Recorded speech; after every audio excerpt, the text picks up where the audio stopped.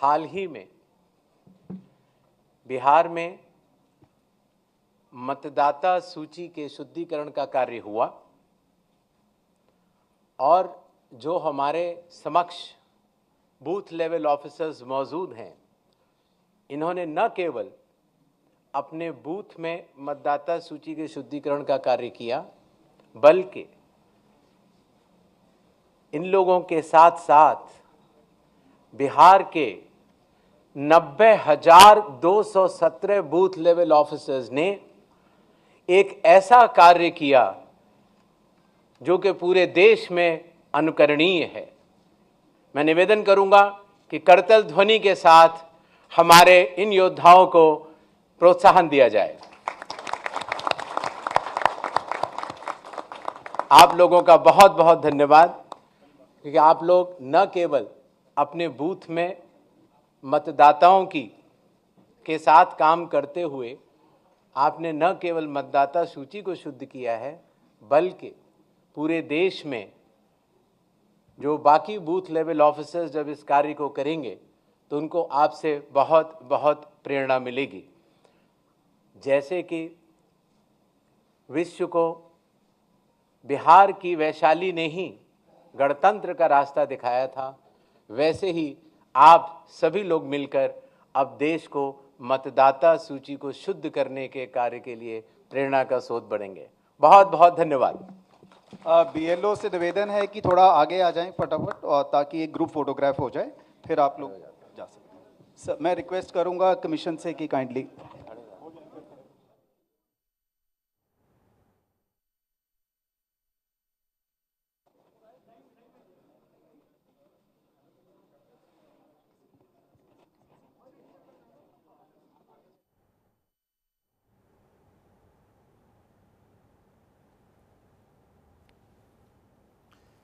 तो ये इस वक्त आप तस्वीर देख रहे हैं, क्योंकि बिहार में चुनावी तैयारियां लगातार की जा रही हैं और इलेक्शन कमीशन भी पूरी तरह से अब नज़र आ रहा है कि क्योंकि लगातार इलेक्शन कमीशन पर जिस तरह से सवाल उठे, राजनीतिक दलों ने सवाल, विपक्ष ने सवाल उठाए, तमाम आपने देखा होगा, चाहे आप कांग्रेस की बात करें, चाहे आप आरजेडी की बात करें, तमाम ऐसे दल जिन्होंने कहा कि इलेक्शन कमीशन और भारतीय जनता पार्टी की मिली भगत है। तो ये भी एक शंका जो विपक्ष की है वो भी इस बार दूर करनी होगी।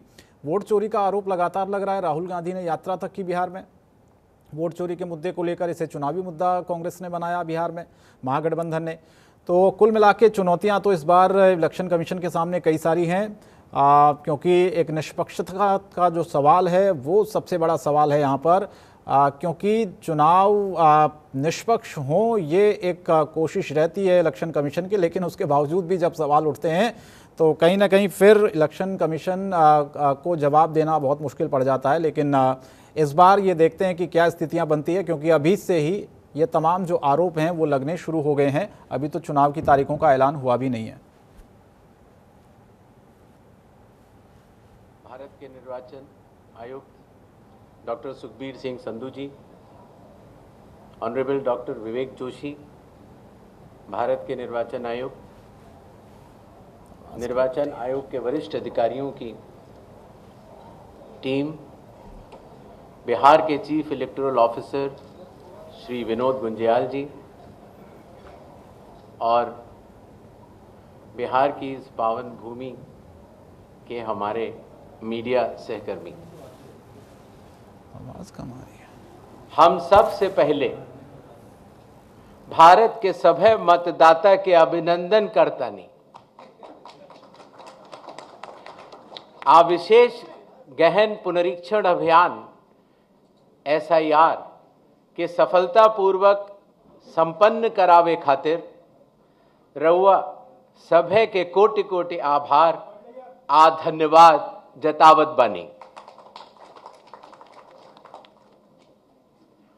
भारत निर्वाचन आयोग की तरफ से बिहार के सब मतदाता सभक अभिवादन करैत छी।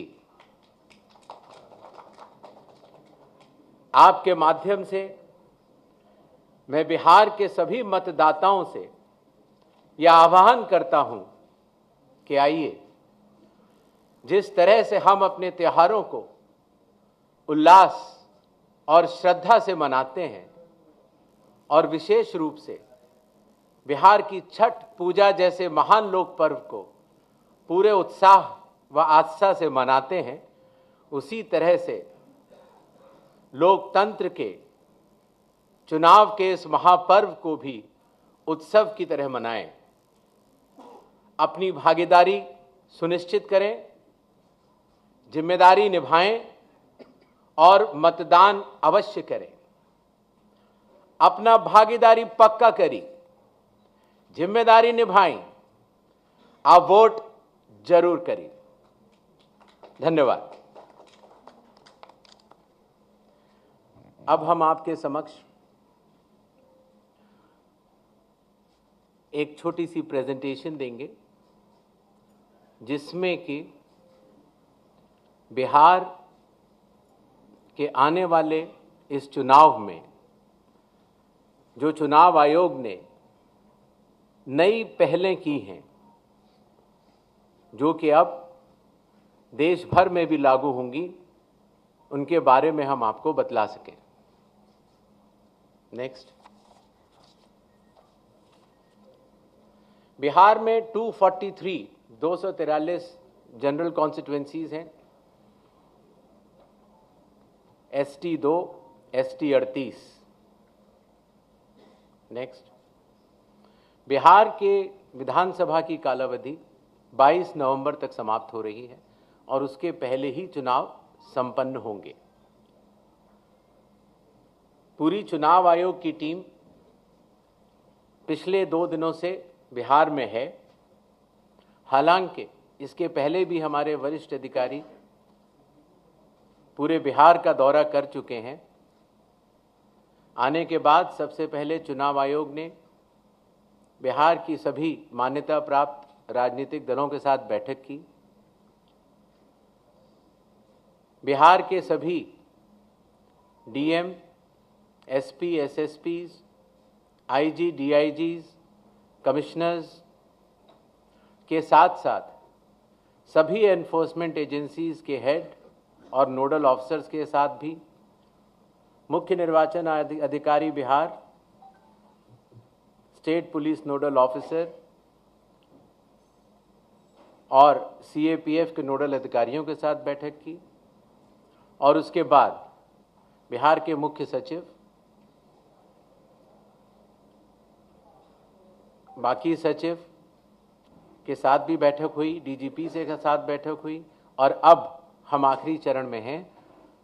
जो सब कुछ हुआ उसका ब्यौरा आपको देकर फिर हम लोग वापस दिल्ली प्रस्थान करेंगे।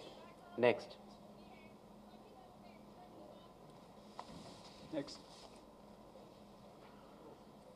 बिहार से शुरू होने वाली कुछ पहलों में सबसे पहले परिशीलन, ट्रेनिंग। बूथ लेवल एजेंट्स की पहली बार चुनाव आयोग ने ट्रेनिंग की और बिहार के सभी बूथ लेवल एजेंट्स 1 की ट्रेनिंग कुछ माह पूर्व ही दिल्ली में संपन्न हुई।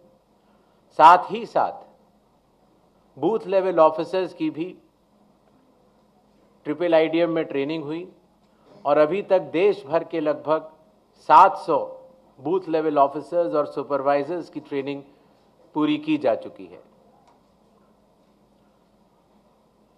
साधारण तौर से पुलिस ऑफिसर्स की ट्रेनिंग जिला या स्टेट में ही होती थी, लेकिन इस बार एक मानक के तौर पर उसको दिल्ली में भी ट्रेनिंग शुरू की गई। मतदाता सूची, इसमें सबसे बड़ी पहल रही विशेष गहन परीक्षण अर्थात स्पेशल इंटेंसिव रिवीजन। ये कार्य 24 जून 2025 से शुरू हुआ और कालावधि पूर्ण होने से पहले ही समयबद्ध तरीके से सभी मतदाताओं के सहयोग के साथ समाप्त हुआ। जो बूथ लेवल ऑफिसर्स, निर्वाचक पंजीयक अधिकारी जो इतनी मेहनत के साथ ये कार्य करते हैं, उनके मानसिक मोटिवेशन के लिए उनका रिन्यूमरेशन भी बढ़ाया गया। काफ़ी वर्षों के बाद ये पहली बार हुआ और ख़ास तौर से EROs और AEROs को पहली बार ऑनरेरियम देने की व्यवस्था की गई। पहले ये बात सुनने में आती थी कि वोटर कार्ड मिलने में बहुत देरी होती है, इसलिए चुनाव आयोग ने वोटर कार्ड के वितरण की हर चरण की एनालिसिस करते हुए अब उसको 15 दिन के अंदर हमारे मतदाता को मिल जाए ऐसी व्यवस्था की। बूथ लेवल ऑफिसर्स को जब वो मतदाता के पास जाएं तो मतदाता उनको सुगमता से पहचान पाएं,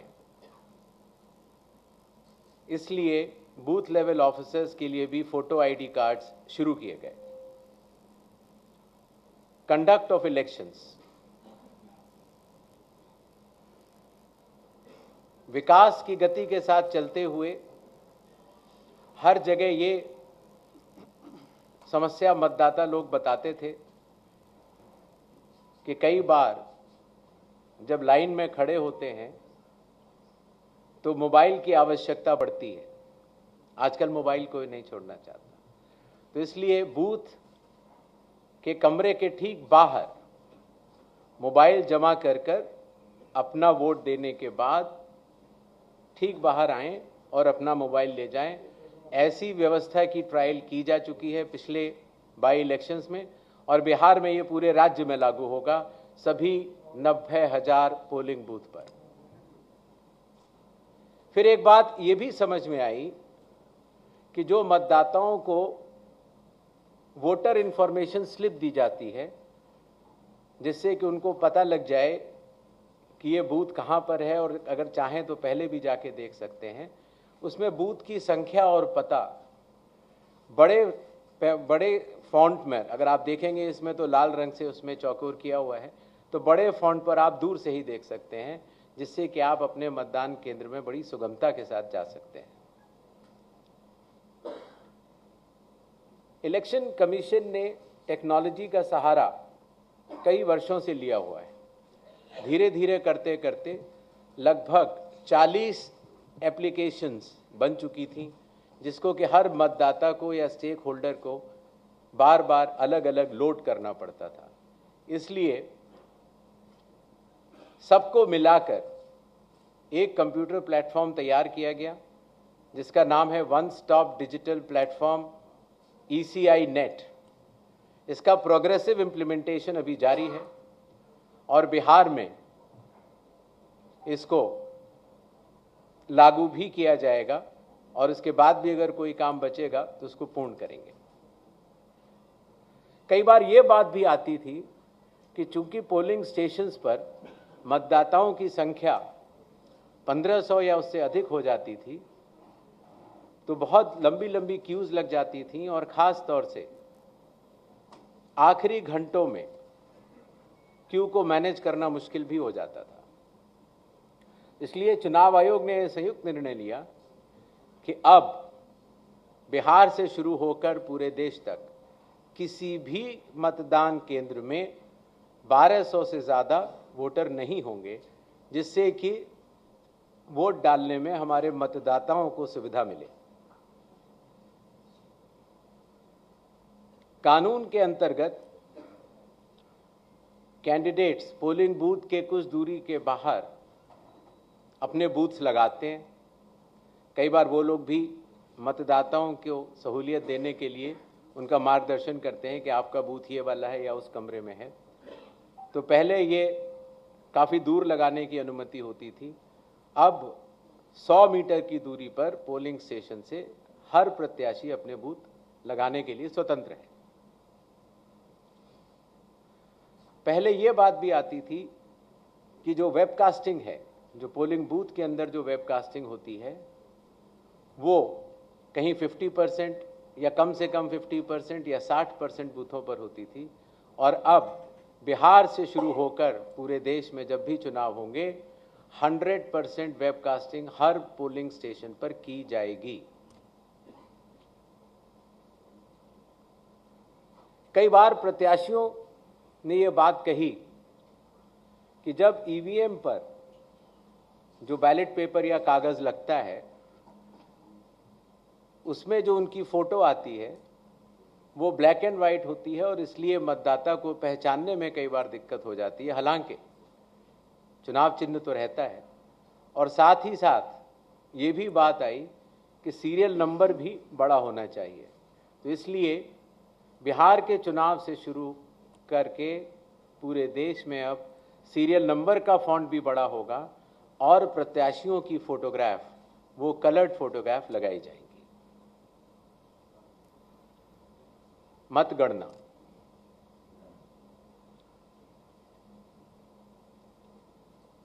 पहले जब वोट्स की काउंटिंग होती थी तो अगर फॉर्म 17C, जिसके बारे में आपको बाद में आगे बताऊंगा, अगर उसमें जो प्रिसाइडिंग ऑफिसर पोलिंग एजेंट्स को देते हैं और ईवीएम की काउंटिंग यूनिट में अगर कोई भी मिसमैच होगा तो ऐसी सभी वीवीपैट की गिनती पूर्णतः की जाएगी।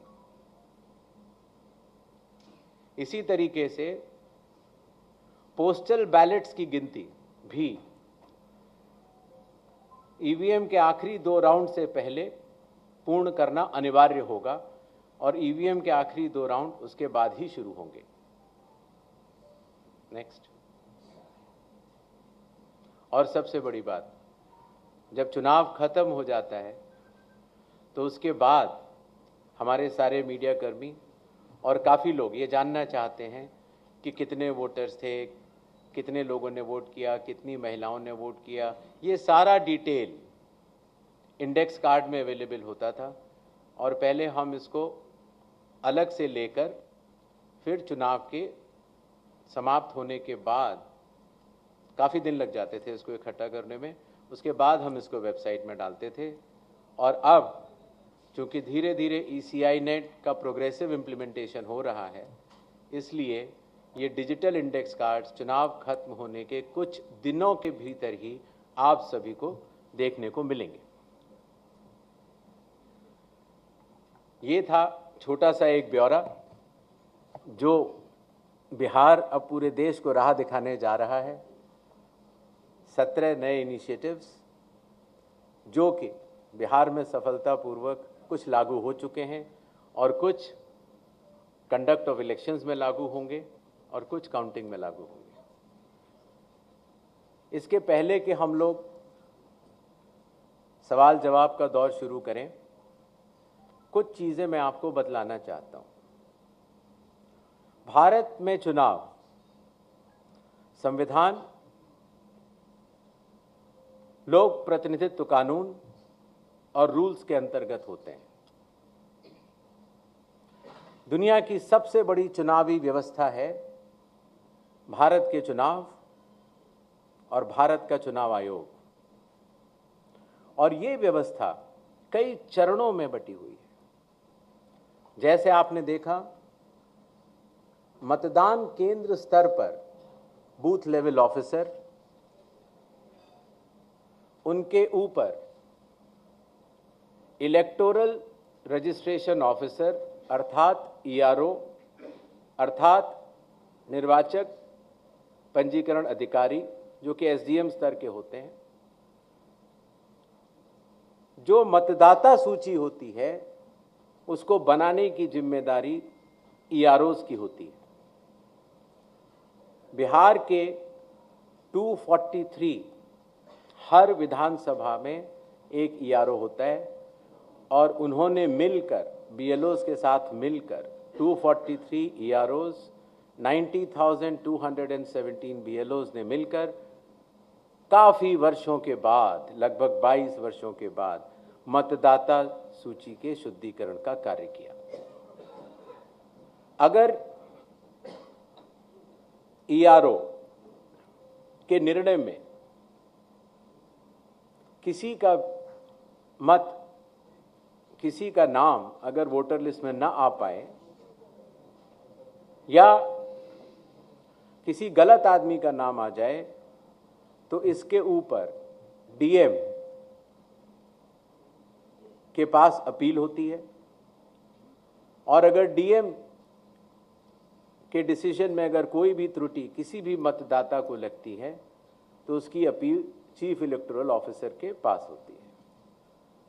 तो इस तरह से विकेंद्रीकृत वैधानिक अधिकारियों के तहत मतदाता सूची बनाई जाती है। इसी तरीके से जब चुनाव होते हैं तो चुनाव आयोग हर विधानसभा के लिए एक रिटर्निंग ऑफिसर को नियुक्त करता है, जिसका कार्य होता है अपने विधानसभा में चुनाव कराना, और जो भी उसका रिजल्ट आता है वो रिटर्निंग ऑफिसर प्रख्यापित भी करते हैं और चुनाव आयोग के निर्देशों का और कानून का अक्षरशः पालन करते हैं। ये बात मैंने आपको इसलिए बताई कि भारत के चुनाव दो भागों में बटे हुए हैं, एक मतदाता सूची को बनाना और दूसरा चुनाव कराना, और दोनों में विकेंद्रीकृत वैधानिक अधिकार दिए गए ईआरओज और रिटर्निंग ऑफिसर होते हैं, और वो चुनाव आयोग द्वारा दिए गए निर्देशों का पालन करते हैं, और अगर उनके पालन में कहीं भी त्रुटि हो तो चुनाव आयोग उनको सुपरवाइज, डायरेक्ट और कंट्रोल भी करता है। इन छोटे शब्दों के साथ मेरे ख्याल से मैंने आपको चुनाव के बारे में कुछ ज़रूर बताया, और I think we can open the धन्यवाद सर। अभी हम अपना क्वेश्चन एंड आंसर सेशन शुरू करेंगे। एक आपसे रिक्वेस्ट ये है कि आज के क्वेश्चंस आप केवल बिहार असेंबली इलेक्शंस तक ही सीमित रखिएगा, ताकि जो जानकारी आपको चाहिए वो उसका समय रहे साहब के पास उस की जानकारी देने के लिए। आप kindly raise your hands, madam आएंगी आपके साथ माइक पे, आपका क्वेश्चन लेंगी। हम पहले 5 क्वेश्चन लेंगे, फिर उसके बाद फिर 5 क्वेश्चन, इस तरह चलेंगे। मैडम दीजिए इधर।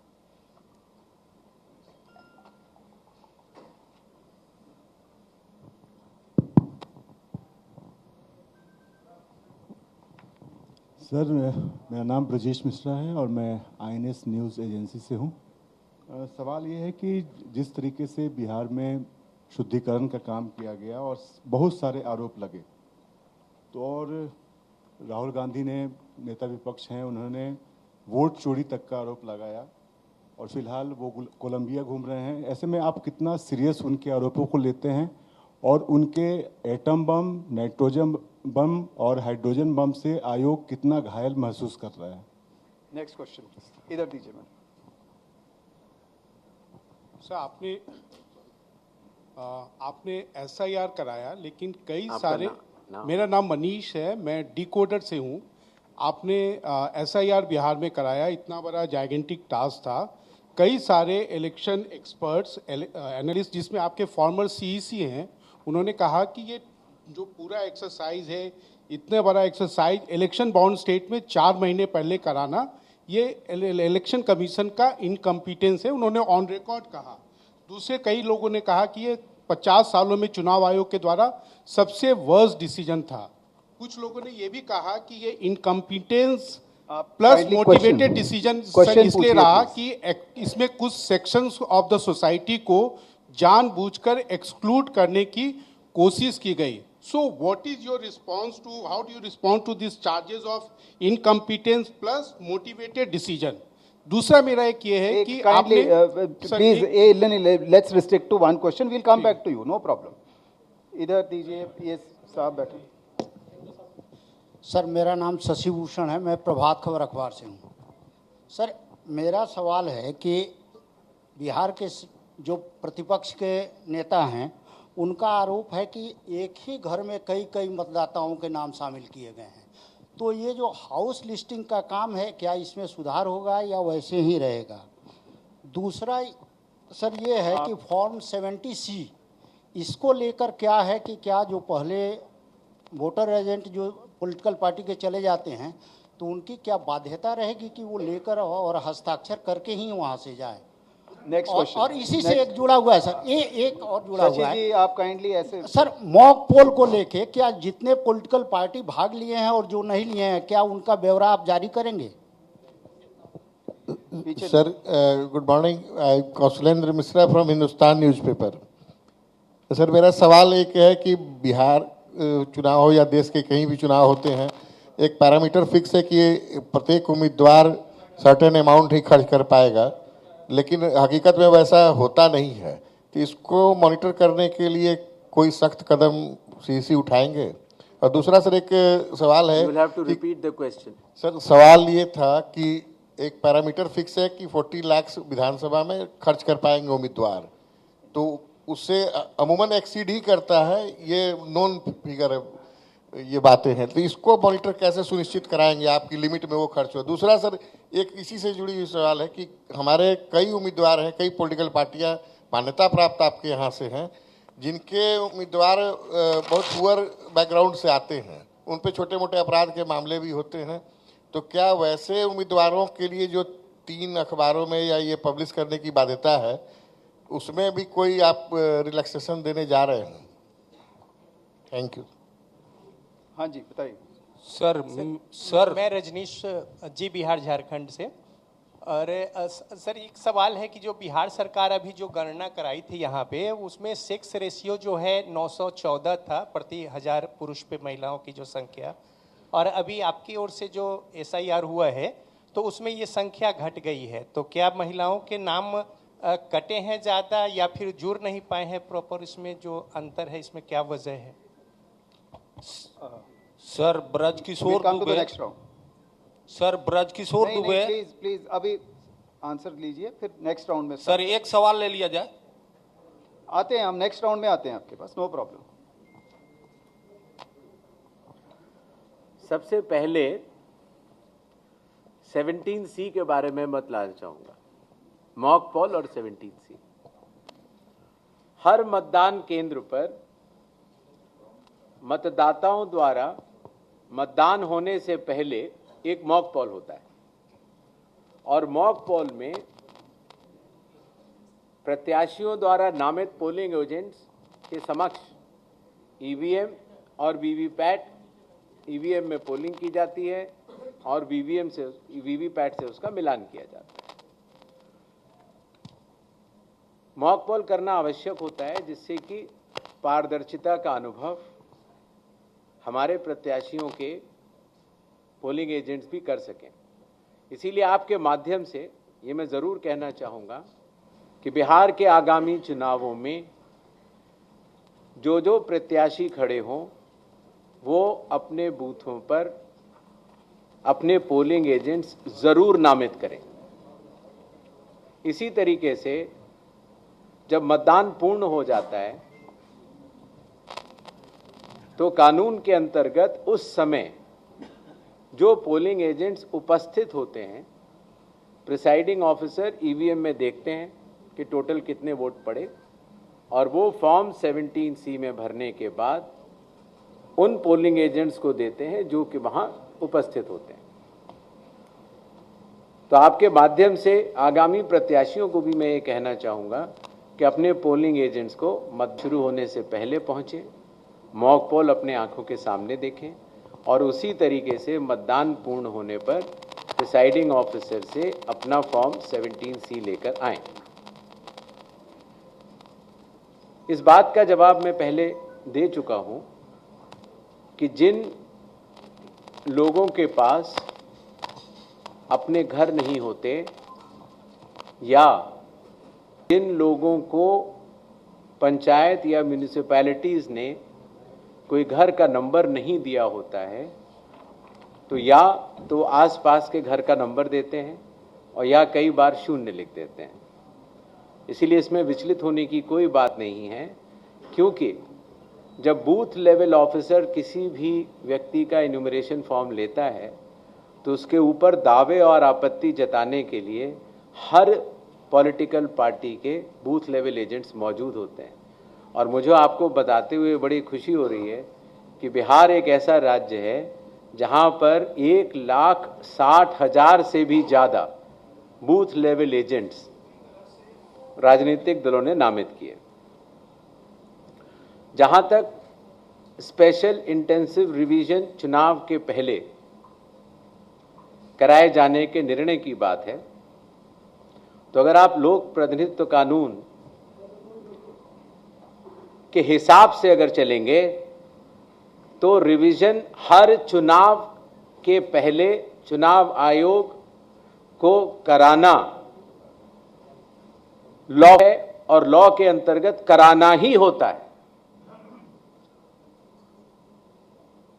किसी का यह कहना कि रिवीजन चुनाव के बाद होना चाहिए, वो न्याय संगत नहीं है। एक और विषय कि जब हमारे बूथ लेवल ऑफिसर्स ने घर घर जाकर मतगणना के फॉर्म्स की भरवाई की और ड्राफ्ट सूची में जिन लोगों का नाम आया 1 अगस्त 2025 को, और उसके बाद सभी राजनीतिक दलों को, सभी बूथ लेवल एजेंट्स को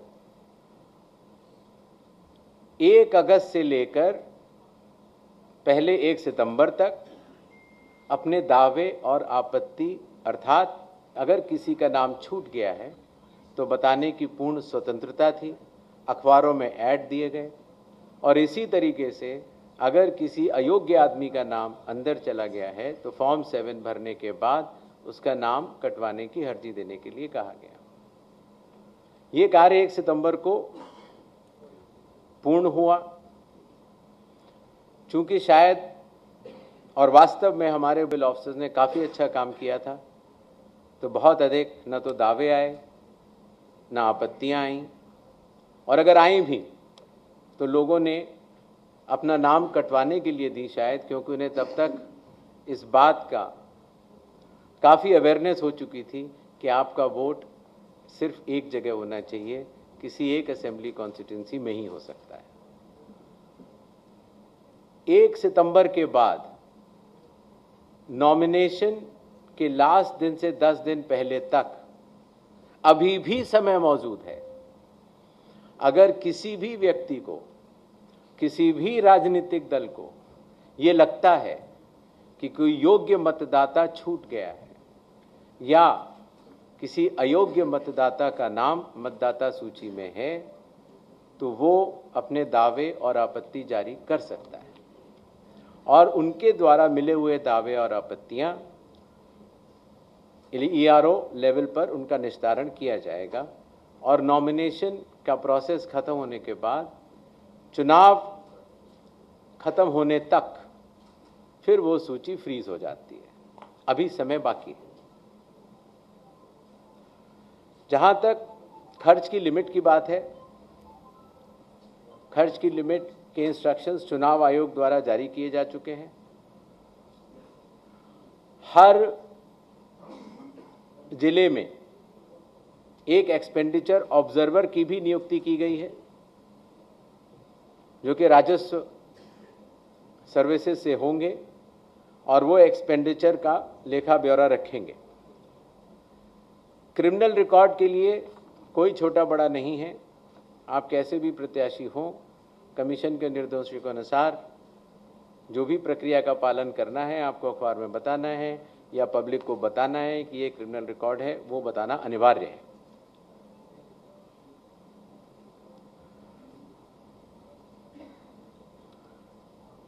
SIR की प्रक्रिया पर हालांकि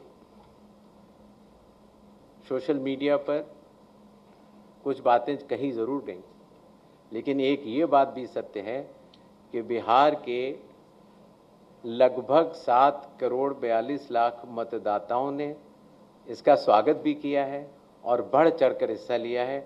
इसीलिए आपके माध्यम से बिहार के सभी मतदाताओं का मैं बहुत बहुत धन्यवाद भी करना चाहता हूँ।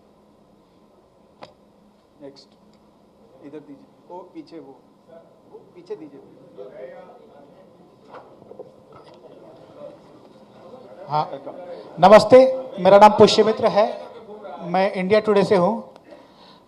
मैं ये जानने में मतलब मेरी रुचि रही, जब फाइनल ड्राफ्ट रोल आ गया कि क्या बिहार में एसआईआर के बाद कुछ विदेशी नागरिक ऐसे मिले जिन्होंने अपना वोटर आईडी बना रखा था, लेकिन मुझे ये जानकारी किसी भी प्रेस रिलीज में नहीं मिली, पूछने पर भी नहीं मिली। क्या कुछ विदेशी नागरिक मिले हैं? क्योंकि ये बड़ा मुद्दा बिहार के चुनाव में बनता नजर आ रहा है। खासतौर पर बड़े नेता आके यहाँ कहते हैं कि घुसपैठियों को हटाने के लिए एसआईआर किया गया है। तो दो सवाल हैं, क्या घुसपैठियों को हटाने के लिए एसआईआर हुआ था और क्या घुसपैठिए मिले? Thank you. इधर दीजिए। ब्रजकिशोर दुबे, दैनिक भास्कर से। सर, हमारा ये 2 पॉइंट पर सवाल है कि एसआईआर के दौरान विदेशी मतदाता कितने मिले बिहार में। दूसरा सवाल है सर कि इसमें कि कब तक और कितने लोगों को वोटर कार्ड जारी किया जाएगा। Next question please. मैडम वो पीछे दीजिए।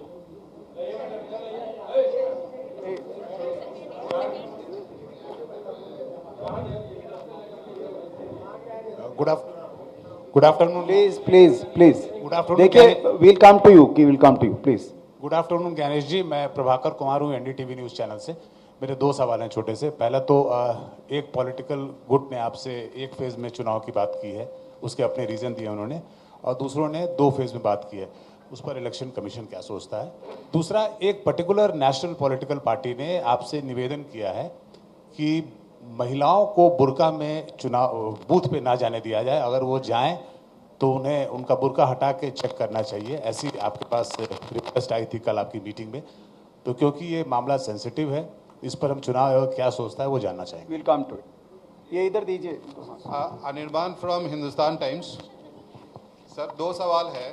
अभी सुप्रीम कोर्ट का एक निर्णय आया है, उसमें आधार कार्ड को लागू करने के लिए कहा गया है among the 11 documents, apart from the 11 documents. ये क्या इलेक्शन कमीशन जब पैन इंडिया एसआईआर करेगी तो Aadhaar will be one of the documents included? And few political parties have also demanded that 3.66 lakh people deleted from the final rolls, they should be published in the public domain. So will the commission do it? वो पीछे दे दीजिए, पीछे वो हाथ खड़ा किया।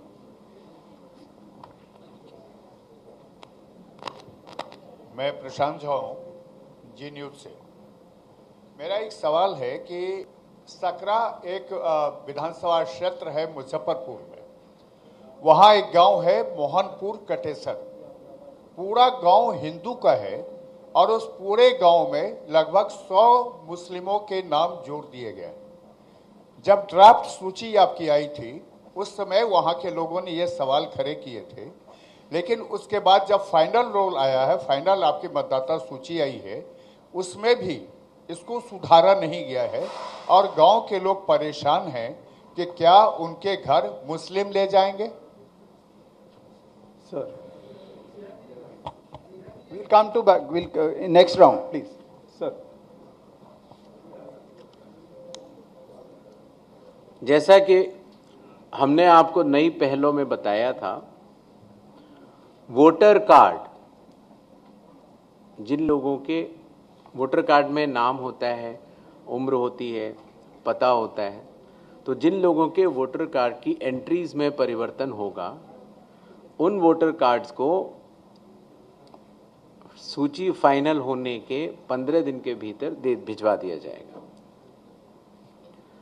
जहां तक 1, 2 या 3 फेज चुनावों की बात है, हम लोगों ने राजनीतिक दलों की बातें सुनी,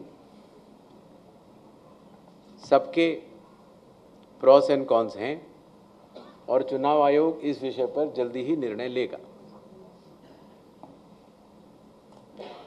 जहां तक वोटर आइडेंटिफिकेशन का बात है, उसके ऊपर चुनाव आयोग के पूर्व में ही निर्गत आदेश हैं कि वोटर का आइडेंटिफिकेशन चाहे कोई भी हो, उसका किस तरीके से करना है, उन्हीं आदेशों के तहत वोटर आइडेंटिफिकेशन किया जाएगा।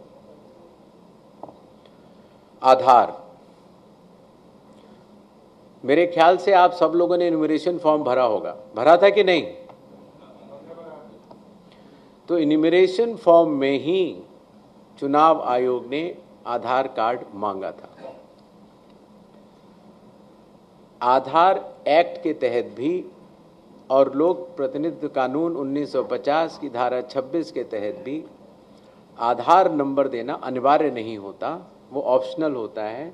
आधार का जो होल्डर होता है उसके ऊपर निर्भर करता है। आधार कार्ड आधार एक्ट के तहत भी न तो जहां आप रहते हैं उसका प्रमाण होता है और न नागरिकता का प्रमाण होता है। ये सेक्शन 9 आधार एक्ट का इस विषय में स्पष्ट है।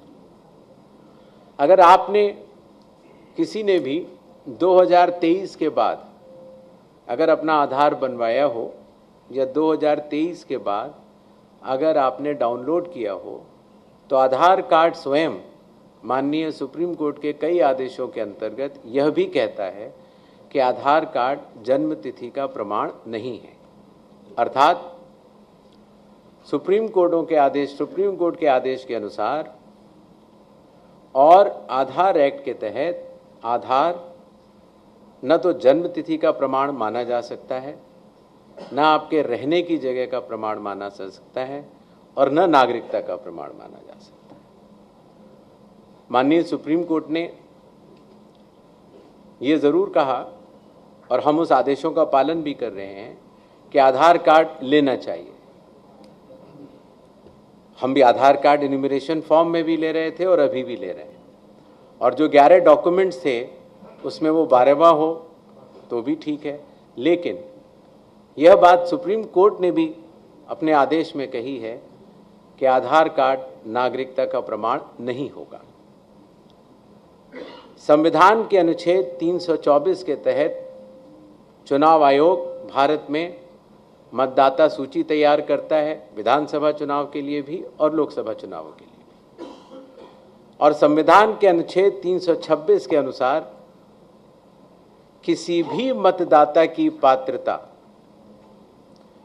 की पहली शर्त है कि वो भारत का नागरिक हो, उस बूथ के आसपास का निवासी हो और 18 वर्ष के ऊपर। तो 18 वर्ष के ऊपर की आयु का प्रमाण आधार नहीं होता। जिस इलाके में आप रहते हैं, जहां आपकी रिहाइश है, जो पता आपका आधार कार्ड में लिखा होता है, वो आधार एक्ट के अनुसार वो उसका प्रमाण नहीं होता। आधार एक्ट का सेक्शन 9 ये कहता है कि आधार नागरिकता का प्रमाण नहीं है। आधार पहचान का प्रमाण है और पहचान भी आवश्यक है कि आप हैं, और आधार आवश्यक भी है पहचान के लिए। इसीलिए माननीय सुप्रीम कोर्टों के आदेशों के तहत और आधार एक्ट के तहत जो भी मतदाता अपना आधार देगा वो चुनाव आयोग स्वीकार करेगा। लेकिन पात्रता, चूँकि माननीय सुप्रीम कोर्ट ने भी कहा है कि वो नागरिकता का प्रमाण नहीं है, पात्रता के लिए अन्य दस्तावेजों की आवश्यकता पड़ सकती है। जहाँ तक मोहनपुर गांव में एक विषय भाई ने रेज किया था, तो मैं सीईओ बिहार से कहना चाहूँगा कि इसकी जांच करवा लें कि इसकी सत्यता क्या है, और जो भी पारदर्शी तरीके, तो उस कानून के अनुपालन में ही चुनाव आयोग ये निर्धारित करता है कि कौन अब चुनाव लड़ सकता है और कौन नहीं। एक विषय पूछा गया कि महिलाओं की संख्या के बारे में, तो जो इन्यूमरेशन का प्रोसेस है उसमें इन्यूमरेशन फॉर्म सभी को दिए गए, चाहे वो हमारी सम्मानित महिलाएं हों, चाहे वो हमारे सम्मानित पुरुष हों। और आज भी, अभी भी अगर किसी भी मतदाता, चाहे वो महिला हो या पुरुष हो, अगर उनका नाम या तो छूट गया है या अयोग्य किसी भी व्यक्ति का नाम आ गया है, तो नॉमिनेशन की तारीख से 10 दिन पहले अगर आप ईआरओ को फॉर्म 7 या फॉर्म 6 भरेंगे तो उसमें सुधार किए जाने की अभी भी गुंजाइश है।